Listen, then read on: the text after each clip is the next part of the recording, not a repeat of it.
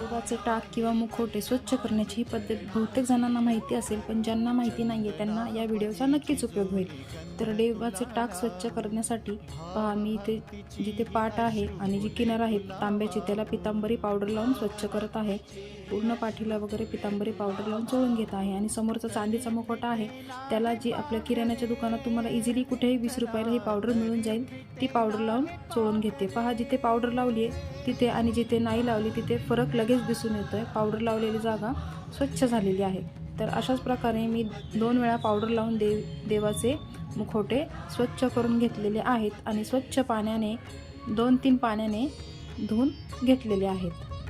तर अशाच प्रकारे सगळे देवाचे टाक किंवा मुखवटे स्वच्छ करून घ्यायचे आहेत आणि नंतर सुक्या कापडाने पुसून घ्यायचे आहेत. तर पहा किती फरक दिसतो आहे पहिल्यामध्ये आणि आत्यामध्ये.